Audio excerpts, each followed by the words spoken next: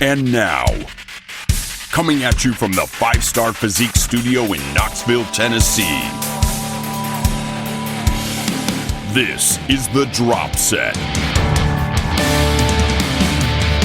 With your host, Darren Starr.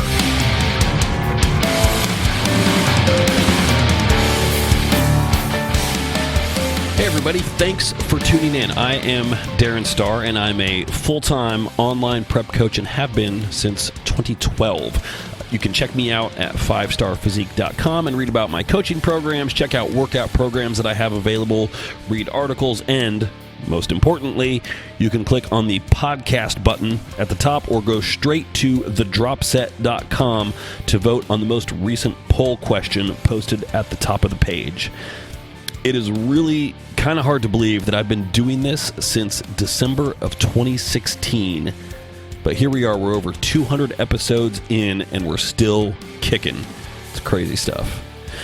Now this show thrives on and exists only because of you, the listener. So I thank you for being here and also encourage you to contribute your questions and discussion topics. You can email me at darren@5starfitness.com, or more easily, click on contact from 5starphysique.com and submit your question in the form. You can also find me on social media at Darren_Star on Instagram is probably the best way to go there. Please also give a rating, like, thumbs up, review, or whatever is appropriate for whatever platform you're listening to this on. And please share the episodes you like and tag me in your posts. I appreciate it tremendously, and it helps us here reach a bigger audience, which makes it more likely that I can nab higher profile guests for future interviews. So, with that being said, let's get on with it. Hello, everybody, and welcome to episode 210 of The Drop Set. Once again, waving to everybody in YouTube land and saying a verbal hello to everybody in podcast land. We got a lot of stuff to dive into today. I got a few topics I want to cover. I guess we would call this a follow-up segment from a previous episode. We're going to get into that. First things first, I want to direct everybody to the brand new page at thedropset.com. This has been revamped a little bit. Really what I did is I took a bunch of crap and I got it out of there and simplified it a little bit. So if you go to thedropset.com right now and scroll beneath the menu up at the very top of the page, there's a little black bar that'll be going away soon.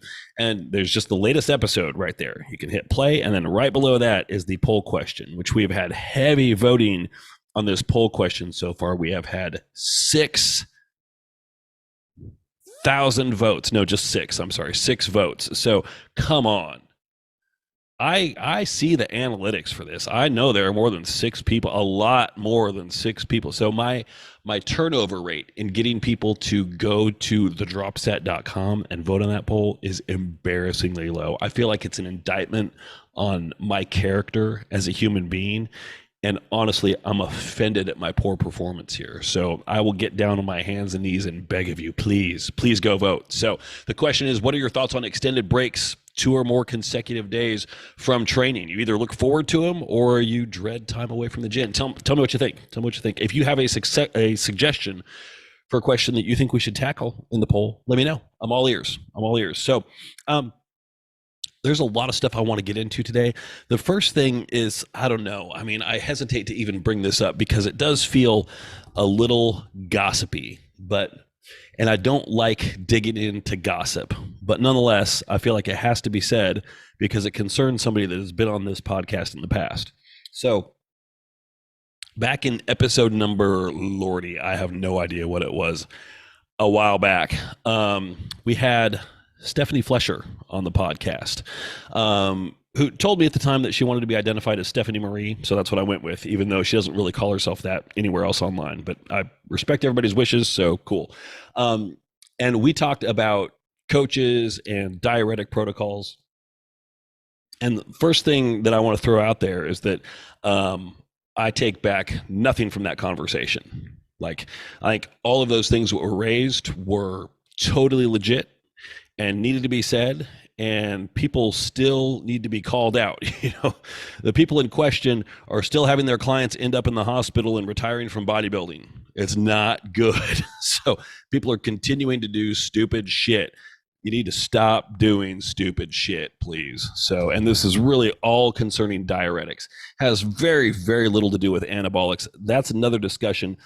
Anabolic abuse is not causing people to drop dead or go to the hospital after their show. Those are longer term issues that take many, many years to develop. And as we've talked about on this show, are pretty easy to avoid if you're intelligent about it. So, or at least minimize the risks of, but you need to be paying attention to what your body is doing. Diuretics are the issue. So everything from that conversation that I had with Stephanie, very legit, above board, happy with all that, stand by it. No issues there. There was some crap that Wings of Strength posted, and I need to get this right, how Wings of Strength define themselves. So they are a promotional organization, what? A multinational bodybuilding promotions company that engaged in the marketing and development of bodybuilding events. Here in the States, I think they're exclusively about women's bodybuilding specifically. So there are a few shows that are Wings of Strength shows, and they have, in their shows, they have multiple categories, but they're kind of the champion of women's bodybuilding. They're the one organization that, like they have the Rising Phoenix, which is kind of like the show that took over for the Miss Olympia when female bodybuilding was pulled out of the Olympia weekend. So they've kind of taken up the mantle of that, and so you have they are. I mean, I don't know what the relationship is, to be honest with you. I don't know if they are affiliated with the IFBB or what. I haven't actually looked into this. So I think so, because I mean, you look at their shows here and it's very weird. Like, like they have on their website, if you look at the shows, they have the Tampa Pro 2022. That's an IFBB show, right? What is Wings of Strength affiliation with that? I don't have any idea. So, I mean, maybe they're just the promotional company, but they promote IFBB and NPC shows. That might be it. I don't know. It gets hazy because they had a post on their on Instagram referring to a Ms. Fletcher, saying that they were investigating the claims surrounding her, which immediately made me perk up. Like, did they mean Stephanie? That's not her last name, but okay. And what's this all about? And I don't understand why you post something like that without going into more details. Like, if you're not going to provide the details, then just shut up. I don't know. That's my opinion. Because otherwise, I don't think anybody's asking, because it's hard to find details out about this. And then they had a post saying, a follow-up post a couple days later after that. This is, within the last week or so, that she basically, I mean, I don't know if I can pull up the exact thing, if it was in a story or if it was an actual post. Let me see. I want to try and get the wording correct here. So, Wings of Strength. Oh, let's see. Was it a post? Yeah, okay. So here's the statement from Wings of Strength. Wings of Strength was completely unaware of the charges filed against Ms. Fletcher back in 2017. We were saddened and disappointed to hear of this. Ms. Fletcher's contract is currently expired, and she's no longer affiliated with Wings of Strength. All of us here at WOS deeply appreciate the ongoing love and support of the entire fitness community. That statement's assuming a lot, ongoing love and support. But okay, whatever. I'll grant them that. So that really made me dig in and be like, what is going on here? Everybody likes a little bit of gossip, right? So I will just say that if you search for it, it's out there. But very, very basically, and some of the details are in dispute or doubt, but this is basically about her providing legal cover and involving in bribery of someone to let an individual get away with child molestation. So it's ugly, and it's basically like, wow, what a piece of shit human being. Like, just absolutely awful. That being said, it does nothing to discredit the previous conversation that we had on here, but now I'm like, God, I mean, I feel dirty, like I need to take a shower after reading some of this stuff. So it's out there. You have to dig for it. Don't ask me for the details. If you want it bad enough, you will find it. But I just say, like, beyond that, you probably don't want to know anything else. It's icky. it's icky. So I just felt like that was worth addressing and bringing up because, if you go through the archives here, her name pops up, and I figure it's just good to have a follow up. Pretty much, I think anybody that's affiliated with her is trying to create a little bit of distance and separation, which is probably a fair idea at this point. So a little bit of cover your ass, but at the same time, I do stand by that interview. I don't think we're really getting into her worth or character as a human being, which is now highly in doubt. But the accusations that were levied in that podcast, they were not coming from just her. Like she was the voice, and I would say she was a poor choice for that voice. But it was her, and the accusations still have merit, and all the content still is of substance. So I stand by that. Anyway, just figured that was worth a quick little update. Now, moving on to more lighthearted things, let's talk about me and what a wuss I am. And then we'll get to the business of the day. So actually, this was the business of the day for me. And I don't know why I'm wearing these headphones, because my sound is not coming through them, and they're just making my head hot. So I'm going to take those off. This is the start of the world's most boring and unsexy striptease. Let me take the headphones off, and that's where it's going to stop right there. So, let's see. I'm going to start by doing something for the YouTube people out here. I'm going to show you something. No, it's not the continuation of the striptease. Trust me. Nobody wants to see that. Nobody. But I'm going to show you something. So podcast land, stand by. I'm going to step away from the mic for a second here. YouTube land, watch this.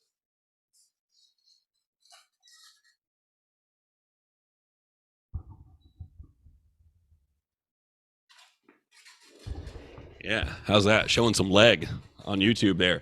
I was showing off my compression stocking because I had, if you were following along on Instagram today, it's today when I'm recording this. It'll probably be tomorrow when you post this, which means the story will be expired. So that comment is irrelevant. And if I had a podcast editor on staff, I would have them edit that comment out and figure out how to make this make sense. Anyway, if you're following along on Instagram, and there will be a follow-up post about this as well, just because I think it's worth talking about. I had a procedure done today, finally, which was I left the paperwork in the room, so I don't know what it's called, but I'm going to leave out a word or two here, but it was a varicose vein ablation, basically. So what is an ablation? How do you define an ablation? I'm going to be going to the Google for a lot of things today, I have a feeling here. Ablation is a procedure to treat atrial fibrillation. Well, no, that's not exactly it, because it's not the heart. It uses small burns or freezes to cause some scarring on the inside of the heart. In this case, it's a vein ablation here, not a heart ablation. So yeah, that's what happened. And they described this to me. They're like, here's what we're gonna do. I'm like, okay, that sounds really weird. They're like, oh, it's no big deal. It's no big deal. I'm like, okay, well, that doesn't make it sound any less weird. It still sounds really weird, and I don't know if I'm really digging it, but okay. The whole thing is on my legs, and I will spare the YouTube audience this. Nobody wants to see it. I have spider veins on my legs, and they just bug me. It's just a cosmetic thing, and there's a procedure that you can have done. It's a couple $100, and it zaps them, and you probably have to get it redone, a year or two down the road, whatever. I'm like, that's fine, because they really bother me. And, bodybuilding is all about vanity. So I'm like, hey, I've never had any kind of cosmetic procedure done for anything. I know, hard to believe, right? People are on YouTube and this is all me. I mean, you can hardly believe it, right? No work done. Oh my God. This is even my natural hair color with this gray in front here. Yep. Seriously, no camera edits. This is all me, believe it or not. But I'm like, this is one thing that bugs me. So I'm going to take care. It's both legs. And so that's spider veins. But I go in there and they're like, okay, your left leg, you've got some varicose veins, and we need to treat those before they can do the spider veins, because that's likely a cause of it, at least in that leg. And they just won't do it unless you do that first. And part of me is like, yeah, that's because the varicose vein treatment's more expensive and you just want to do that, right? I don't know enough to contradict them on that. So I'm like, okay, cool, that's fair. And honestly, the varicose veins, they weren't bad, but the more I look at them, the more they bug me. Like, they are just kind of ugly, right? It is gnarly. If you don't know what that means, if you don't know the difference, just go to Google and type in varicose veins. They're like the big, like, bunches of veins that stick out of the skin. Not the cool kind that as bodybuilders we like. But if you look at somebody and you're like, wow, that's a whole mess of vein. What the hell is going on there? That looks gnarly and wrong. Those are varicose veins. Spider veins are like the non-textural discoloration, like the purple and red small little veins that show up commonly on legs or elsewhere. So the spider veins are what I really wanted treatment on, but the varicose veins they had to address first. So The spider veins is just a cosmetic procedure. They just do a series of tiny little injections to basically kill the vein. Okay, cool. The varicose vein ablation is a medical procedure, which means it's covered by insurance. Oh, cool. Well, not mine, uh, or at least it would be. Like they would bill it through insurance, and I would still pay for the whole thing out of pocket. And in order to bill through insurance, they make you go through a compression stocking trial where you have to wear a compression stocking like the one I have on right now for 6 months, and at that point you qualify for it to be billed through insurance, where I can still pay for the whole thing out of pocket. So I said, fuck that. Screw insurance. The only thing I would get from that is it would count towards my deductible. I don't want to wait until next year to do it. Let's just do it right now. I think my deductible is $4,000, of which I think I have spent $100 and something towards that this year. So yeah, I'm never going to hit my deductible ever. Hopefully for as long as I live. That being said, next year will probably be the year. Who knows? And so I just paid for it out of pocket. To skip the compression trial, so I didn't have to wait 6 months or 3 months or whatever it was. And so I had it done today. And you go in, and yes, it's a medical procedure. Like you go and they scrub in, and they the technician who is there. I'm trying to remember. She's the one who did. This is my third appointment there. Fourth appointment. I had my initial consultation. No, third. I had my initial consultation, which was free, with a nurse practitioner who kind of just went over everything and then said, okay, here's what we need to do. And she's the one who said we need to do the varicose vein treatment first. Okay, cool. So I went back in, had a consultation with the doctor for that. And then the technician, maybe nurse, I'm not sure. She was an ultrasound technician, I think, actually. She did vein mapping and basically like went down and took about 45 minutes to really draw out exactly where all the problems were. And then that was the guide sheet that they used today when I went back for appointment 3, which was the actual procedure. The first procedure, I go back a week from today for a follow-up, and then I can start the cosmetic spider vein treatments. Jesus. Oh God, now I'm thinking like, holy crap, what kind of can of worms did I open here? So let me just tell you, when they say like, yeah, so we're going to basically stick a laser inside your vein and cauterize it from the inside, just imagine what that's like if you haven't done it. And to be clear, like, I realize that a lot of people out there in podcast land, thank you for listening, by the way, have gone through stuff way more significant and severe than this. And this is really nothing, right? Not a big deal, which it's not a big deal. But for me, this is the most significant medical procedure I've ever had done that didn't involve my mouth. Like the only thing more significant would be when I was put under anesthesia to have my wisdom teeth taken out. Other than that, this is the next most significant medical procedure I've ever had done. So it felt like kind of a big deal for me. And the fact they don't put you out, they barely numb you up. They give you like a little bit of something there. And like, I walked out of there and it's like, man, I don't even think my leg is numb anymore. Like it was kind of like, okay, it was pretty crazy. But she did say, like, I will tell you, it was not particularly painful. You feel the little pricks of the needle when they give you the numbing agent, but not too much beyond that. We're going to talk more about that because there are things that are unpleasant besides just pain, and I think that's worth noting. And that honestly, that needs to go on a T-shirt. There are things unpleasant aside from pain, or it's a life slogan, or that needs to be on my epitaph or something. I don't know, because that was the summary of today for sure. So she did say, like, without that, it didn't feel like that anesthetic really did much, but she said, without that, you would not be able to do this. Like, okay, all right, because it didn't feel like it numbed it up that much, but I think the numbing was actually like inside, like they were numbing the vein, not so much the skin. So I could walk out of there and it was fine. Like the muscles weren't impacted, it was the vein. And, now it's I'm about 4 hours out of that. Everything's worn off. It feels fine. I don't feel anything. So, other than it feels like my leg is being squeezed because of the compression stocking, which I have to wear every waking hour for the next week, as well as tonight to bed. And then I could take it off, except then I go back for my follow-up treatment next week, and then I have to wear it for a week after that as well. So I'm going to be wearing these asymmetrical compression stockings for 2 weeks. Go me. So look for those in future Instagram videos. It'll be really, really hot and quite the fashion statement. So basically they numb you up, and I really wanted to take my phone in there and like kind of capture the procedure a little bit or document what was going on, but I chickened out. And I just left my phone behind in the prep room before I went into the actual procedure room. And honestly, like I couldn't look at what they were doing. Like I just have no stomach for that. So I'm describing the procedure here. I'm just going to say it out loud again. And in YouTube, you can kind of watch my reaction, which I will exaggerate a little bit, but not much. So they inject.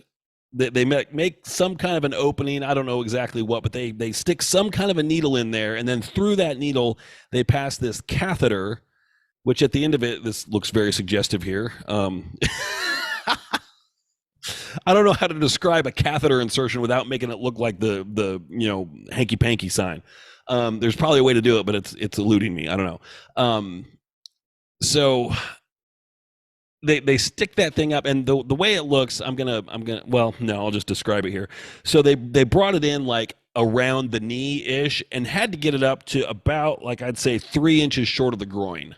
So they went up there, and then they had to do some work below the knee as well. So, and I don't know, I wasn't watching. I don't know what they did, if they like took it out and moved it around the other direction and went with it down. I don't have any idea what the hell they did. So the less I knew, the better. It was reminiscent of when I had my wisdom teeth taken out. They made me watch a video beforehand. This was 20 years ago. They made me watch a video beforehand on what they were going to do, and that video remains one of the most traumatic experiences of my life, which says something about what a privileged life I've had, I guess, but also it was really bad. They're like, oh God. So no, I didn't want to see what they were doing. No, I love the idea of being able to document it just to show you guys and everybody, but at the same, I don't know that anybody wanted to watch it. So let me describe what that feels like. It feels like, as they put this, they stick this catheter in, and then they start shoving this laser thing into it to get all the way up, so it's about 3 inches short of your groin. It feels about like you'd imagine it would. Like, you just want to kind of like inch away from it, like, oh God, that's weird. Like, it doesn't hurt, but it's just like, that's wrong. I don't like feeling things happening inside my leg. That, like, if you feel something in your stomach, like you're digesting something weird, or you can tell you've got some gas or something, that's a sensation where that's an area where you're accustomed to having sensations internally. I'm not accustomed to having sensations internally in my leg. I don't have a stomach in my leg. And that's kind of what it felt like. Like, oh my, it's just so fucking weird. It was such a creepy, uncomfortable situation.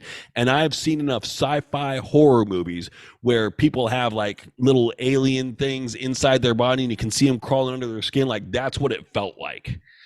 And like, I am not okay with this. And then he's like, okay, we've got the laser in position. We're about to activate it.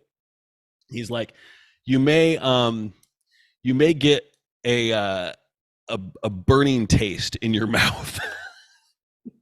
to which I said, I realize that you're only telling me that now, and it's a little too late to back out of this procedure. You saved that detail before it was a little too late for me to really make an informed decision on whether or not I wanted to do this. A burning taste in my mouth because there's something inside my body that's burning because you're cauterizing it. This just does not seem okay. Is this carcinogenic or what? Oh my God. And he said, I will never forget this. He said, you may get some of the essence of burnt vein. I'm like, what the fuck is burnt vein? Like, nobody's walking up to the perfume counter asking for essence of burnt vein. What does that smell like? And so I definitely got it. I got some of that. Like, it's not even a taste or a smell. It really is like an essence. How else would I describe it? It's like a sensation that you can't escape. Like, you feel like if you have a taste in your mouth, you could just drink some water or something and flush it out. This did not feel like that. Like, whatever I could do, it's not so much in your mouth as it is in your head. It's very weird, very weird. And I would say it was more, I would describe it more of like ashtray and old leather, something like that. It was that. I was thinking about it for a while as they were doing it. I had some time, and so I was conversing with the tech who was trying to help me verbalize what I was what I was experiencing. And we came up with ashtray and burnt leather. She was kind of, commenting on some things that other people had mentioned, were how they described the sensation. That's what I arrived at, that I think is probably the best fit. So that was weird. And then just as I'm like, oh God, this is just gnarly, and then it was done. So, I mean, the whole procedure was probably 20 minutes, and I think it was probably about 40 minutes of prep time. just like getting the area cleaned and getting, they had like the gown on and the cover and everything. So it was about, and getting all the equipment ready. It was about 40 minutes of prep time. The procedure was like 20 minutes. And then I had to get on the bike for 10 minutes because they need to get blood flow going. I need to get on the bike every day. I'm already doing that. Not a big deal.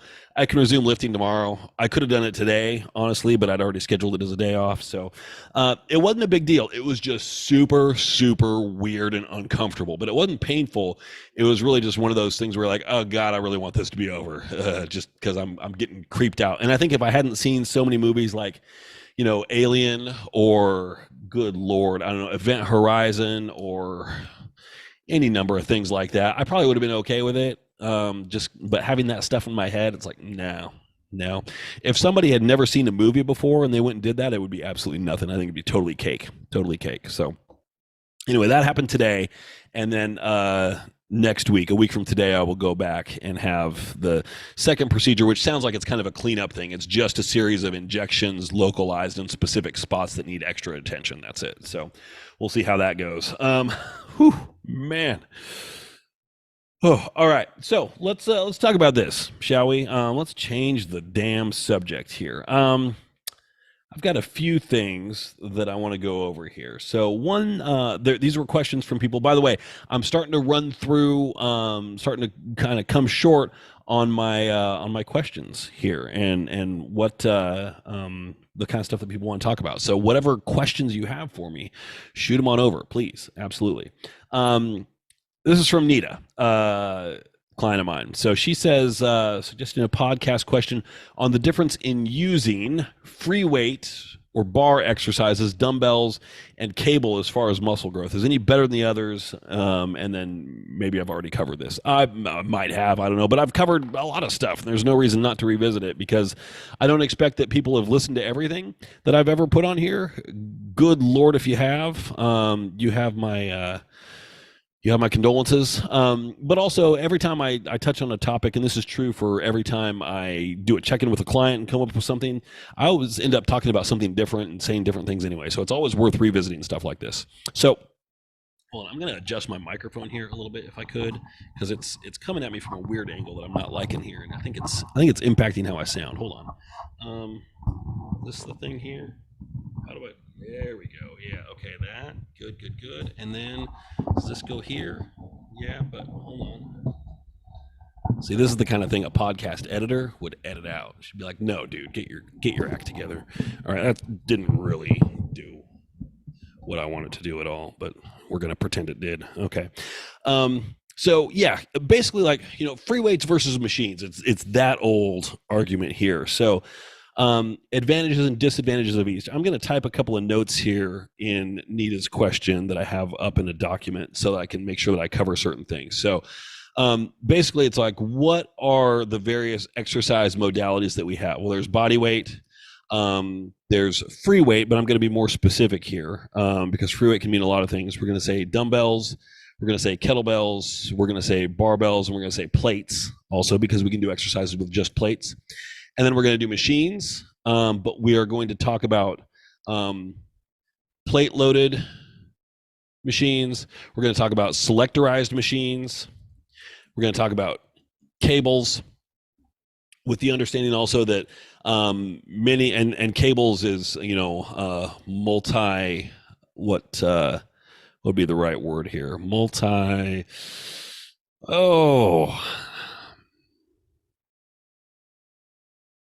I'm going to say multi-definition, because we're going to assume a cable can be anything that attaches a moving piece to a static piece and moves through pulleys. So it might actually be a cable. It could be a strap. It could be a chain. You'll find plenty of machines or cable systems that use straps as the primary connective piece. So I think if we confine our discussion to just that, we're going to be good. So, and I'm going to move these, I'm going to kind of put some spaces in here to put these into different categories. So, I'm going to say Dumbbells, kettlebells, barbells, and plates, that's going to be in the free weight category.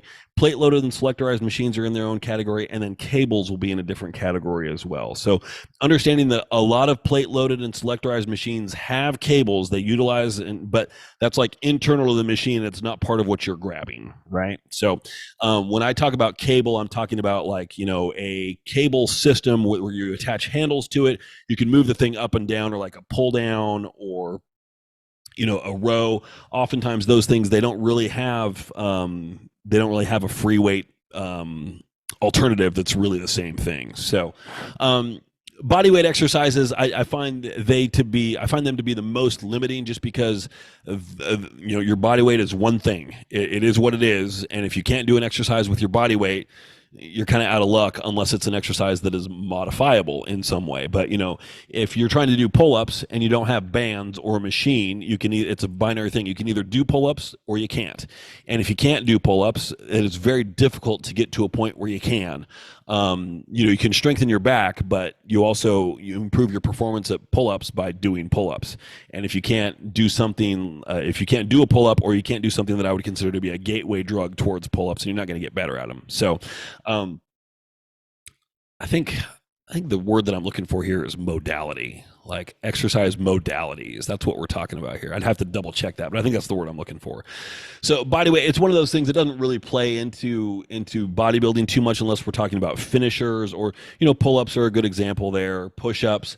But otherwise, like, most of these are finishers or warm-ups, like body weight squats. A sissy squat would be a body weight exercise usually, unless you add weight to it. Some exercises you can add weight to it. A sissy squat is also something that you can't do with just body weight. You need some kind of an apparatus or something to hold on to, so that requires a little bit of external support. So body weight, we're going to kind of leave that out of the discussion for here. That wasn't really Nita's question, but it's worth, if we're going to make this more of a conversation about exercise modalities much more generally, it's worth just mentioning, like, yeah, that's out there too. Free weights. So this would also include things like medicine balls and stuff like that. I'm going to just narrow things down here a little bit. We've got dumbbells and kettlebells, which are definitely in the same family, and it's just that certain exercises are more suitable for one than the other. Like doing a swing with dumbbells is technically possible, but it's tricky. Just that comes down to just the handle of the thing, how grabbable it is, how maneuverable the thing is. If you've ever done a figure eight movement with a kettlebell, for example, which is a movement that I used to do in boot camps and with clients in person all the time, it's a choreographed movement. The kettlebell passes between your legs, you bring it back up to your shoulder, you toss it back down between the legs, you bring it up from the front through the other shoulder, etc. You can't do that with a dumbbell like that. That's something specific to how the kettlebell is designed. So there are certain things where you're probably not going to. I mean, if you wanted to prove a point just to prove me wrong, you could, but you're probably not going to do like an incline bench press with kettlebells, right? You're going to pick dumbbells for that, right? Because it's the most logical thing to do. Dumbbells are more widely available, of course, but even if you had kettlebells, it's like, that's the wrong tool for the job. Yeah, you could technically do it, just like you could technically do a swing with a dumbbell. It's still the wrong tool for the job. So most of those are, there's exercises that are done better with one or the other. In bodybuilding, most of what we deal with is dumbbells as opposed to kettlebells, but still, if you've got kettlebells, there are certain things that we can do that are useful there. I don't tend to plug in a lot of KB exercises simply because I like using stuff that I know people are going to have in their gyms, and kettlebells simply aren't widely available enough to really fit in that category for me. All the gyms that I go to have kettlebells, but also it's like the weights are pretty limited. Like if I want to do a swing with a kettlebell, one of the gyms I go to, the heaviest kettlebell I've ever been able to find there is 30 pounds. They don't even have 35. And 35 pounds is a pood. That's a stand. I did not make that word up. P-O-O-D, pood. Look it up. Google. I didn't make that up. I promise. It sounds like something I would make up. I didn't. That's a standard unit of measurement for kettlebells, 35 pounds. So you'll find kettlebells that are 1 pood, 2 pood, 3 pood. That's 35, 70, 105 pounds. This gym doesn't even have a 35-pound kettlebell. They go up to 30 and then they stop. So it's like, that's not challenging for a swing, So even though they have them, it's not really appropriate for one of the primary movements that I'd want to use for it. So the barbell. So now we get into like the dumbbell versus barbell conversation, because there are a lot of exercises that can be done with both. Let's talk briefly about plates, because there are a handful of exercises that can be done with any of these. Like, the most common one being a front raise. You can do a dumbbell front raise for shoulders. You can do a barbell front raise. You can do a plate front raise.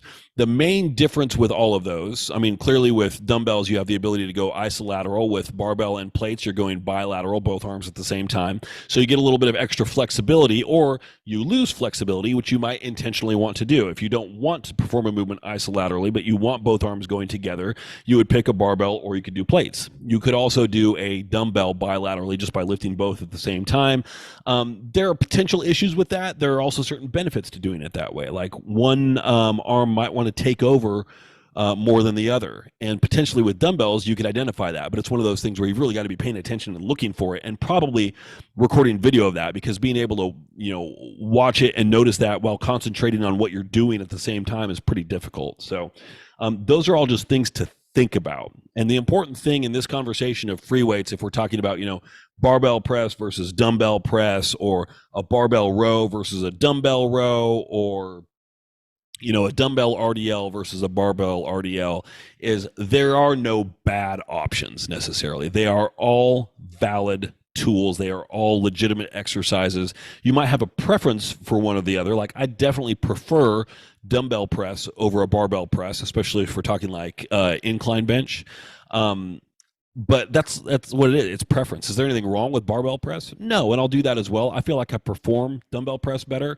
I feel like I've got a little bit more ability. You'll notice also, like when you're doing a barbell press, I'll hold my hands up for the YouTube audience here. Your hands are like this, right? You have to press like this. Your hands have to be they have to be, conforming to a straight line. If you look at how your grip is set up, if you have a dumbbell press, you can, the top of the movement can look a little bit more like this, which is how I like to do it. And I think that's one of the reasons why my shoulder is more comfortable if my hands are just, supinated just a little bit. So they're not in a fully pronated position. They're not even neutral grip all the way, but they're just pronated a little bit. Sorry, supinated just a little bit. And also, like, unless you have a specialty bar, you can't do a neutral grip press with a barbell. If you have a multi-grip bar or a Swiss bar, you can do a neutral grip press. Otherwise, you need dumbbells for that. So a barbell can be a little limiting, which could be good. That could be what you're looking for. It might not be. You might want more freedom. And I do notice that a lot of people, this is kind of tying back to last week's conversation about problematic exercises, a lot of people have issues with barbell bench, whether flat or incline press, or even a dumbbell press, simply because I think most of it has to do with that lack of flexibility in how you are able to rotate the wrists throughout the movement. So it does kind of put the shoulders in a much more fixed movement pattern.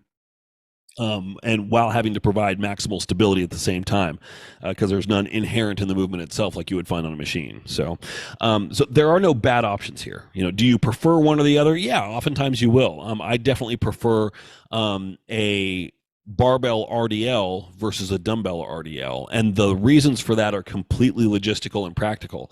If I have a barbell, it's sitting on a rack and I can just walk up to it, grab it, and perform the exercise.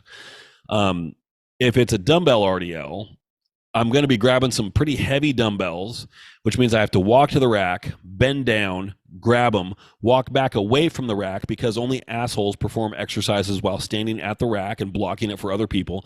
So you step back away from it. And so I'm walking around a whole bunch just to get set up to where I want to go. And it's a pain in the ass, and it's like, ugh, I don't like it. So I'd rather do it with a barbell. I think I like the mechanics of the dumbbell version better, but for practical purposes, if you're flipping a coin and asking me which one I want, I'm going to pick the barbell for me. So that comes down to a lot of just preference.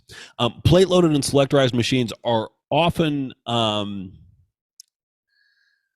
they're usually very, very similar, except there's an important distinction here, and that is that there will be exceptions to this. I can't think of any off the top of my head, but if I walk through the gym, I could probably find one or two. They're pretty rare, but with plate-loaded machines, usually you are moving something that is operating around a pivot, and you're moving the weight directly. And on a selectorized machine, you're usually manipulating a handle or a series of handles that are attached to a piece of metal that are connected via a cable through some pulleys to the weight stack. So the physics involved in that are much more complex. If you think of like a typical hammer strength plate loaded machine, right? It's just, okay, it's basically you've got three pieces of metal. You've got the frame and you've got the left arm and the right arm.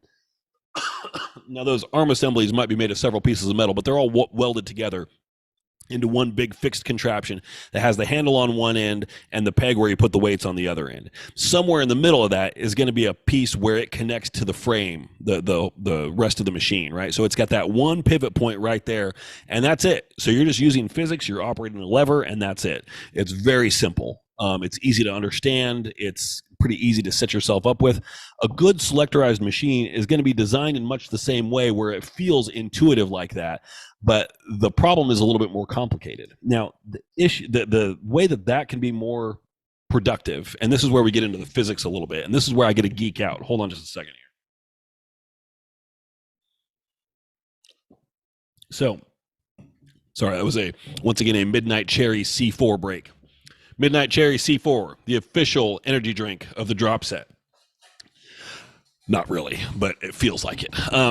So I love this because the physics of this are very cool. And if I'd thought ahead, I'd have my legal pad out and I'd draw some notes for the YouTube audience here, but I don't. All I have is a pen, so I'm going to draw on the air and pretend like I'm actually doing something.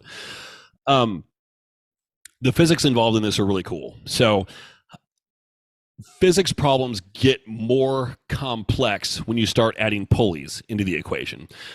Complex can be a good thing from the user's perspective. So, and this, because the selectorized machines are cable based in the fact that they are operating through pulleys, it's important to tie this conversation into our discussion of cable machines as well, like the kind, like a cable crossover, lap pull down, a seated row, that kind of stuff. Those things that are much more direct cables.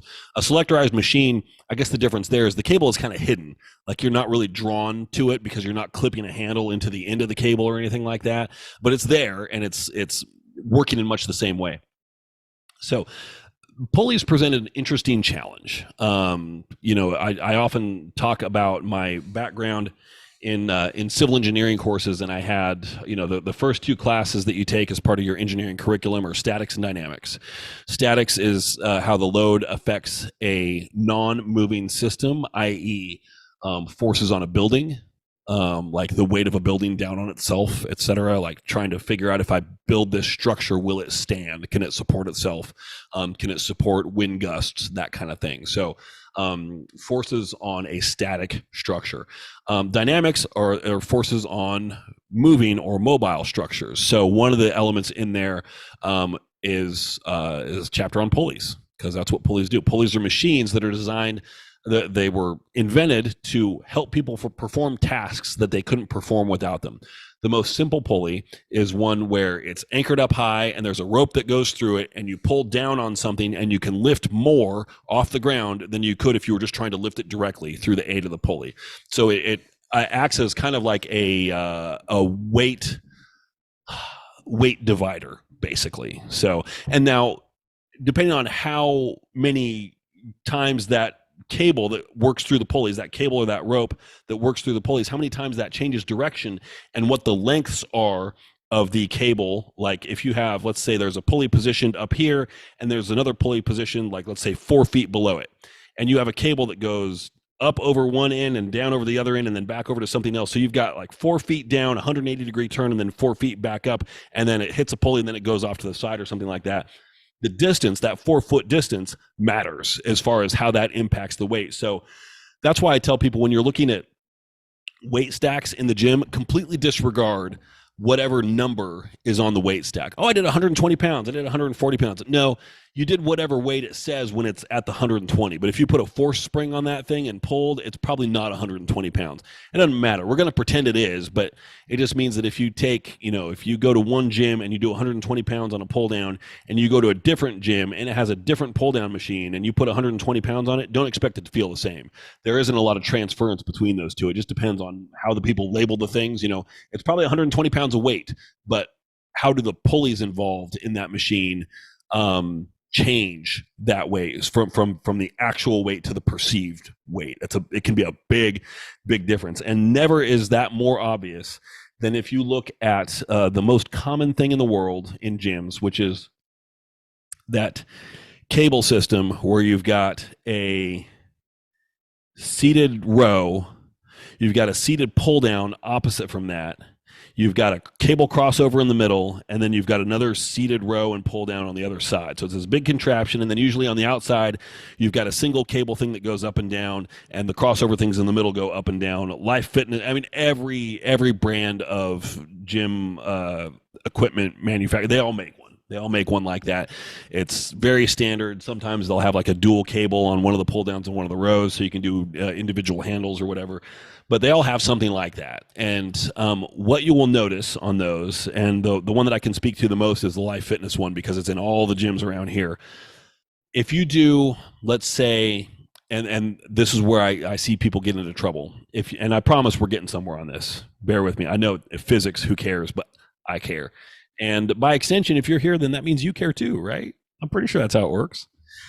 If you try to do a straight arm pull down at the lat pull down station, and you put that thing on 50 pounds, then you're going to go and you're going to be like, okay, all right, that feels like a pretty good set. All right, now you take that same bar, you go to the outside to that cable that moves up and down, right? You can adjust it so it goes up, and you put it up high, you put the same bar on there, you put it at 50 pounds, and you do your first rep, you're going to be like, whoa, what the fuck? Like, that feels like nothing. That's got to be half the weight I was just doing, even though it's on the same machine and it says the same weight. Yes, that's because the pulleys on the outside piece move up and down. And when your pulley moves, your cable configuration changes completely. The cabling configuration that goes through the pulleys, and it does end up, in the case of that machine, making it feel like it's about half the weight. Now, how does that help? Well, when it feels the perception there, and this is the one thing I don't have an answer to, and if I had actually finished my engineering program and gotten my degree, I might be able to answer this question. The thing is, it's about half the weight, but if you then double the weight, so it's the same as the other pull down machine, roughly, more or less, it's going to feel more doable.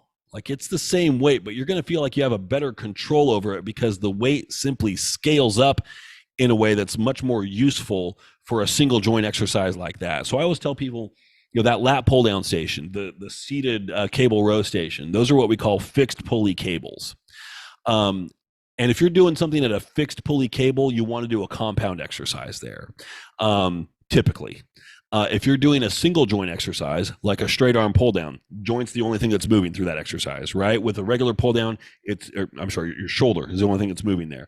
With a pull down, it's your shoulder and your elbow. They're both bending, they're both straightening throughout. So that's a compound exercise. You want to do compound exercises at fixed pulley stations, and you want to do typically single joint exercises or isolation movements at adjustable pulley stations. There can be exceptions to that, like a face pull is still better than an adjustable pulley station. But basically, the heavier stuff is best done and like you wouldn't want to do, in most cases, like a bicep curl laying down at a seated cable station, right? A seated cable row station. You can, and there are people that do that. The issue that we run into, and this is where the selectorized machines can be a little bit more useful than the plate-loaded machines, I told you we're coming back to that, is because the weight selection can be a bit more refined. So, for example, going back to our straight arm pull down example on the seated pull down station versus the adjustable station. If I was doing 50 pounds on the pull down station and wanted to jump up in weight, the next thing available might be like 65. So because the weight is, effectively twice as heavy as the other one, that's pretty much a 30-pound jump that I'd have to make. That's a big deal. It just doesn't increment well. So it doesn't feel the same. It doesn't feel as movable. It doesn't feel like you have the same level of control over it, and it doesn't scale or adjust anywhere near as gently. So you always want to, like if I have to do a pull down like that, or I see people attach a rope to a lat pull down station and do tricep exercises there. That sucks too. And if I was left to that, I'd just be like, no, I'm going to wait until one of those other stations come available. Because it's still, I'm so keenly aware of it. Like, I just know if I try to do that exercise over there, it's going to feel crappy. I'm not going to be able to increment the weight. Progressive overload is going to go there and die. That's it. So, so the selectorized machines can be a little bit better just because oftentimes the movement, and this is the scalability question again, with a plate loaded machine, because they are so simplistic. When you add weight on there, it's like, boom, okay, now you got to pull that much weight. And similarly, conversely, if you take a selectorized machine and you add 10 pounds, it might feel like less than that because they scale differently. So you get much more refined control over your weight increases there. So the other thing that everybody always talks about with cables is constant tension. And so this is where vectors come in. And I've made posts about this on social media before that get lost, and I should probably make another one. They're difficult because you really need to have like a combination of videos and stills all in one thing. It's really more like a blog post, I guess, realistically. But excuse me. How long has this been going for? I don't know. Yeah, it doesn't tell me how long my meeting's been going for here.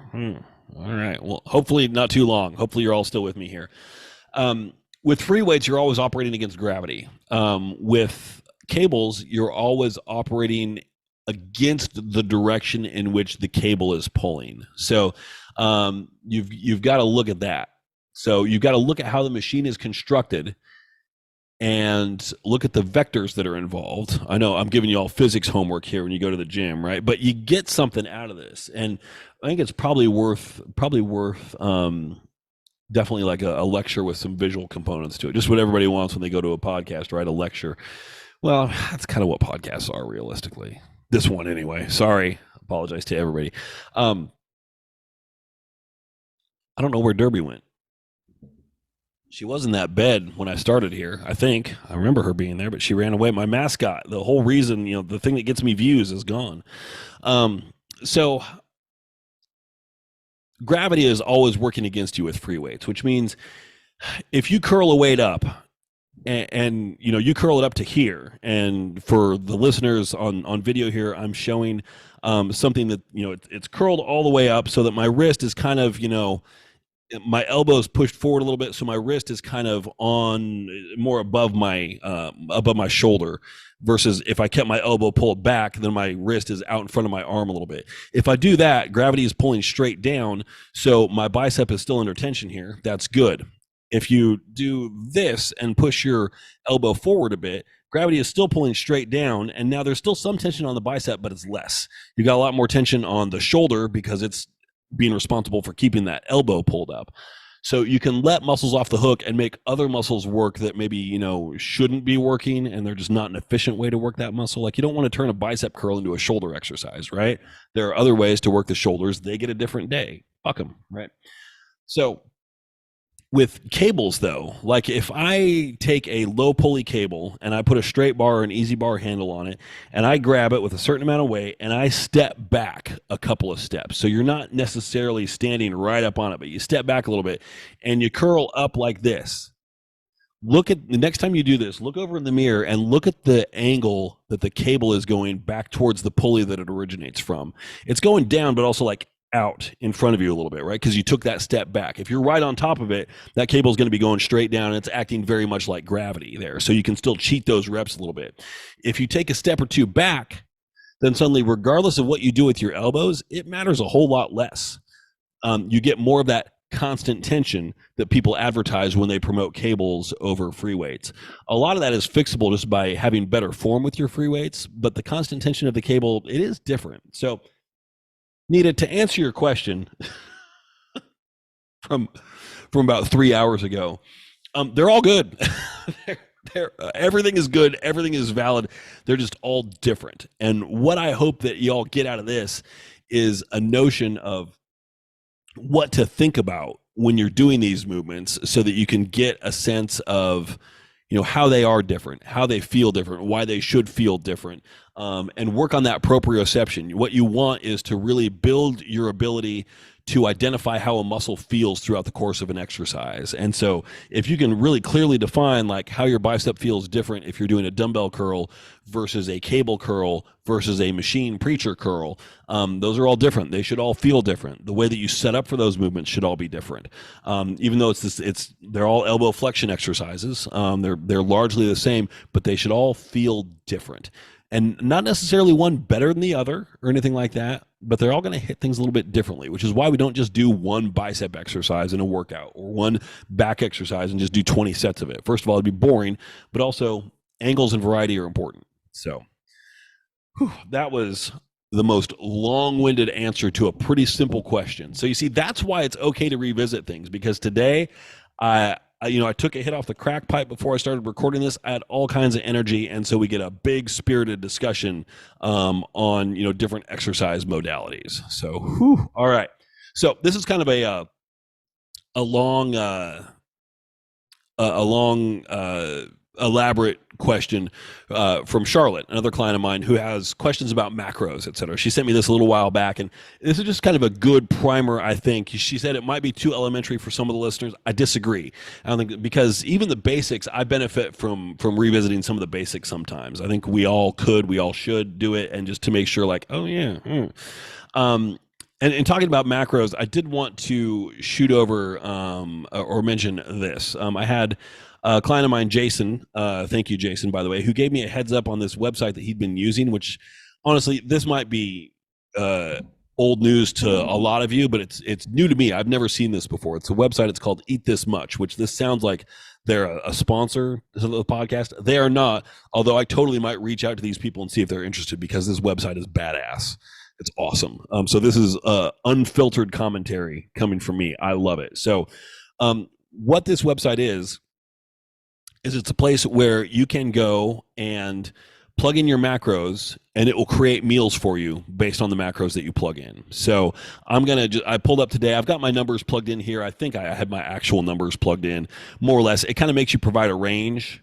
So my protein target's 220. I think I said 210 to 230, just to give it a little bit of a range to play with there. So I'm just going to hit generate for today, Tuesday the 25th. Now, clearly it's two hours late for that, but let's see.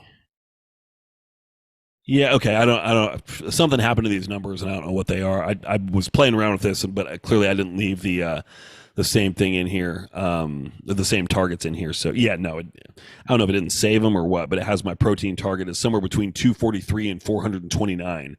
So let's edit those targets here. Let's put them back in spec for me. So carbs, I'm gonna say 290 to 310 for my. I've got several days for which that would be a valid goal.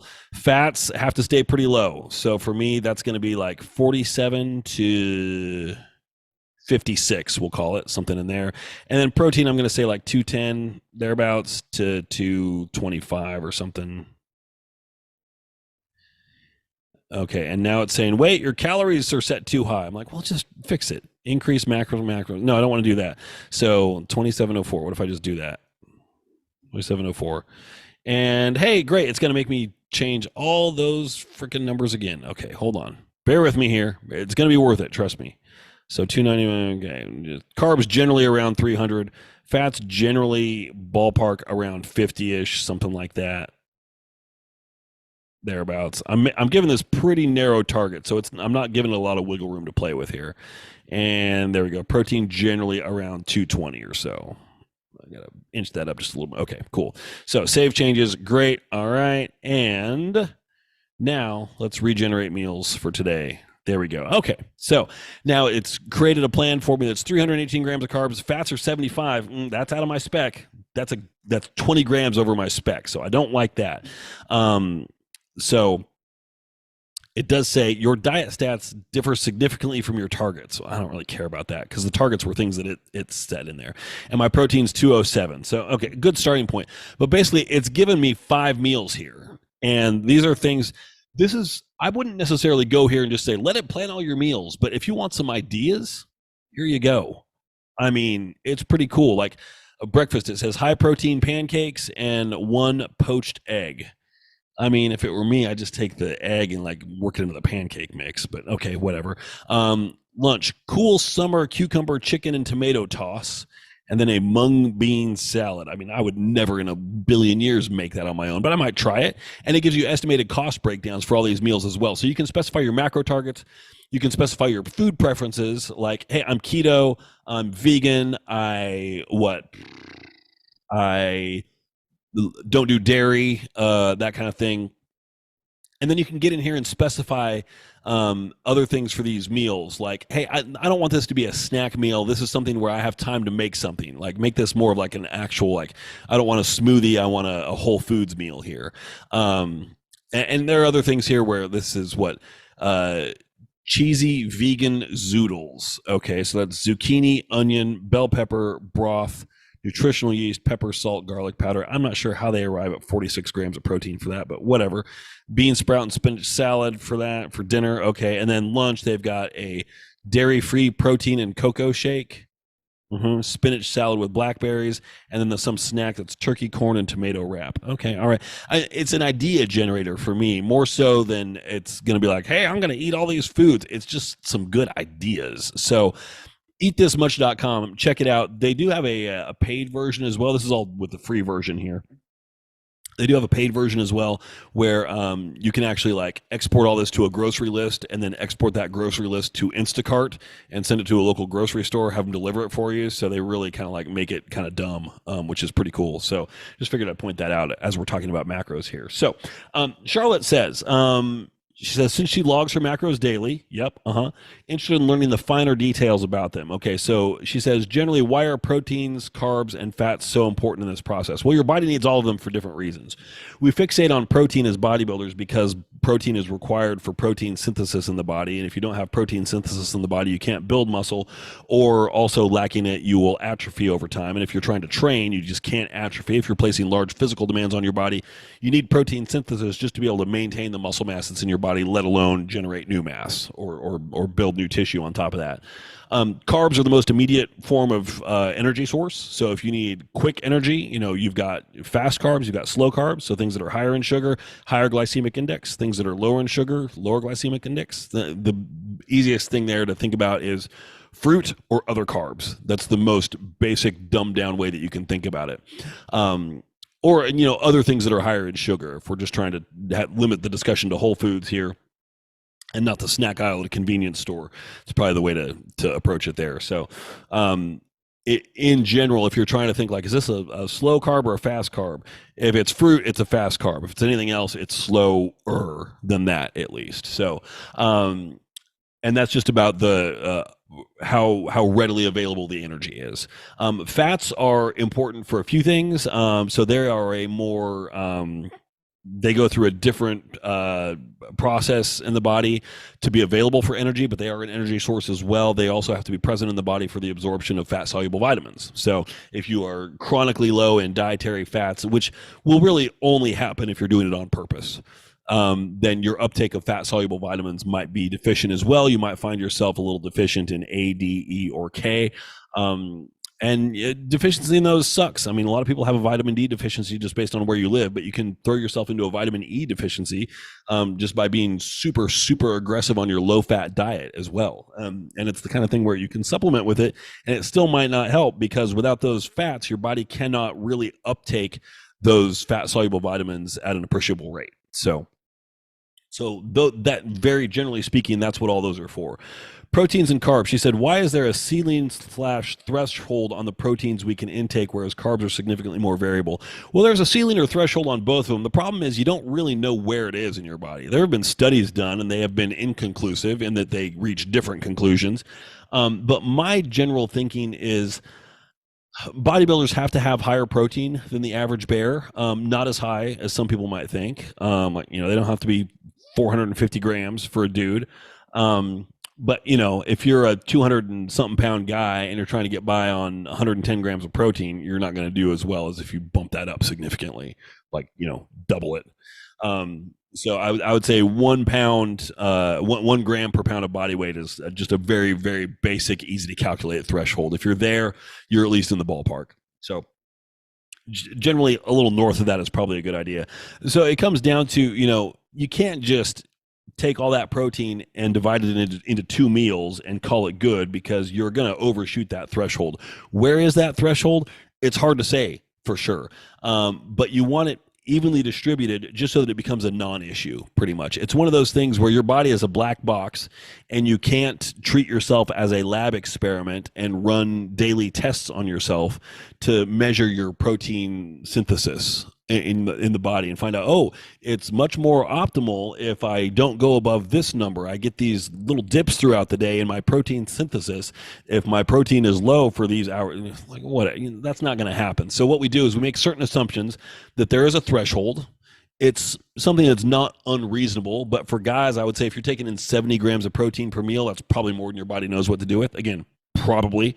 For women, I'd say if you're taking in more than 45 or 50, it's probably more than your body knows what to do with. And so smaller chunks are good. And this is one of the reasons why bodybuilders have, smaller, more frequent meals throughout the day. It's to make sure that we don't break through that threshold. And also that more steady intake keeps your body in positive nitrogen balance, which keeps the body in a more anabolic state throughout the day as well. So carbs are significantly more variable just because carbs are energy. So the more energy you expend, the more, if you have infinite energy expenditure, your carb intake could also be infinite theoretically. Now that is not the case, but it just goes to show, like, for someone who's more sedentary, you probably don't need as many. Like me, for example.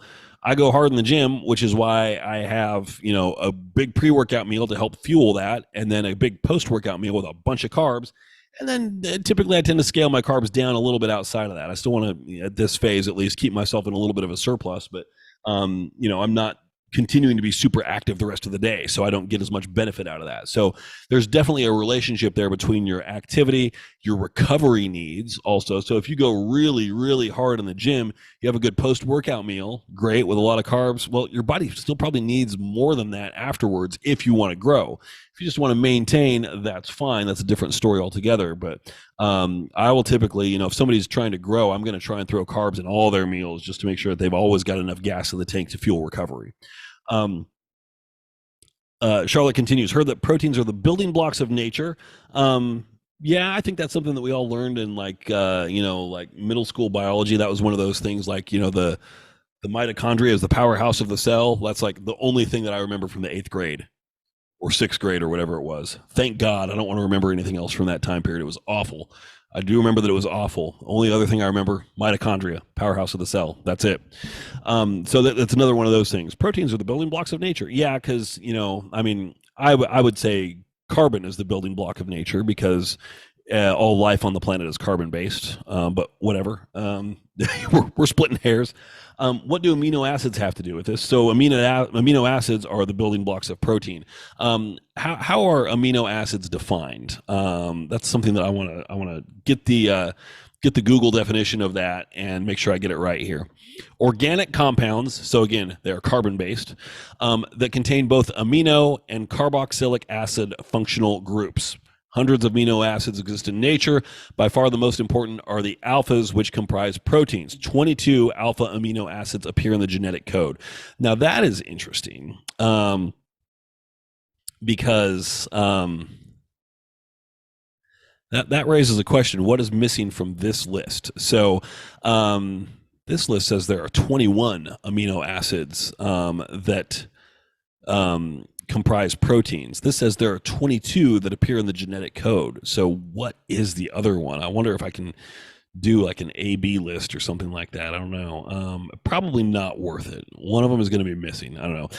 Which then raises the question, like, hold on, Darren, you skipped over that. Essential amino acids, non-essential? Yeah. So there's three, as far as bodybuilders are concerned, there's 3 types of amino acids that we're concerned about. To the extent that anybody listening out there might be concerned about any of them, there's 3 classifications: essential, non-essential, branch chain.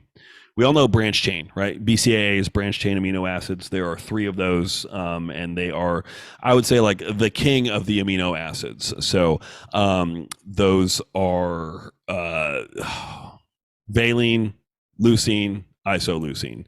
I always want to throw lysine in there as well. I don't know why, but I always do. Anyway, and usually those are going to be in a 2 to 1 to 1 ratio in a BCAA product. That's kind of standard. So those 3 branch chain are among Hold on, where did that other thing go? I had this listed because I always forget this crap, there we go. Yeah.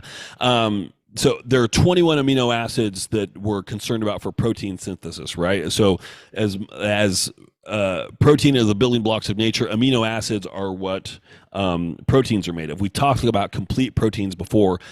Complete proteins, which can be a little bit of an issue if you're trying to follow a plant-based diet, just accessibility of complete proteins.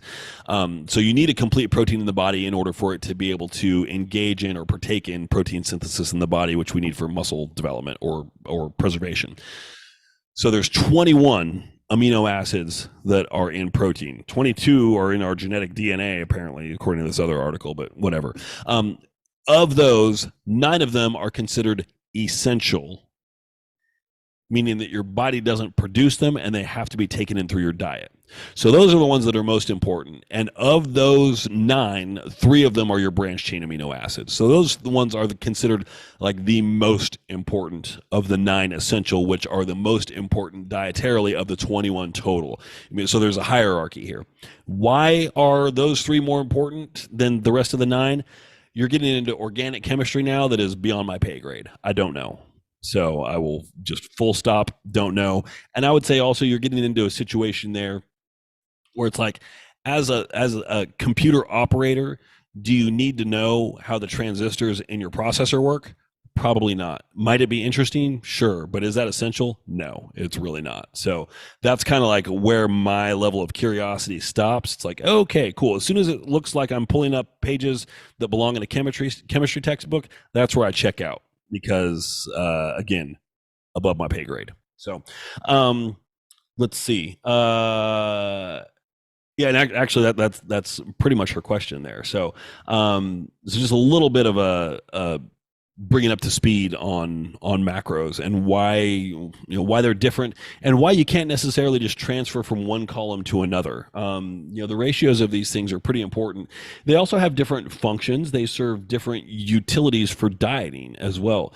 Like protein is some people have different opinions on this. I don't understand how there's a variance of opinion on this, but a protein is the most filling macronutrient by far. So with shakes being an exclusion for that, like a protein shake never fills me up. I've never been filled up by a protein shake in my life. But like a big solid food meal based around a whole food protein source, yeah, absolutely. So fats don't fill me up. What does fill me up besides just protein sources? Volume. Food volume fills me up. So therefore, carbs can bring volume unless you drink your carbs, in which case they're not bringing volume. So there's good ways and bad ways to implement all of these macros. And by good and bad, I mean more or less effective to hit whatever goal you're trying to get, which if your goal is to, I want to operate a deficit without feeling like I'm starving. Okay, well, that's a certain set of macros, but also food selection within those macro structures that's going to be more optimal for that, right? So you want to have higher protein, higher carb, lower fats, not nothing, but the fats don't really help satiate you. And so you will find it's pretty much a staple of most bodybuilding diets out there that are designed for cutting or operating at a deficit. They're going to be more restricted in dietary fats than anything else, just because we still got to get some calories in. Those are less useful as long as we're above a certain threshold. And I'd say like 30 to 40 grams, you're not going to go deficient in any of the fat-soluble vitamins, so you're good. Beyond that, it's just extra calories, and we could put them to better use in the other categories. There's personal preference in that, where some people will be like, I really love dietary fats just as a preference. Carbs, they don't really do a whole lot for me. Okay, fair. That we can accommodate that shift. I always play to what people most commonly struggle with, which is on a deficit appetite management. So we always want to be more aggressive with foods that are going to bring more volume into a meal and worry less about things that just add flavor. And that's usually the role of fats, is to add flavor to a meal. So that's a lot. I just talked for what felt like an hour and a half straight. So I hope it wasn't an hour and a half, because nobody's going to listen to that. Oh my God. I need to go get up and move anyway. I don't think I'm supposed to be sitting for 90 minutes consecutively after this procedure today. So I'm going to get up and walk around. I thank you all for listening to episode 210 of The Drop Set, and we will be back. Oh, when will we be back? I think we'll be back probably next week.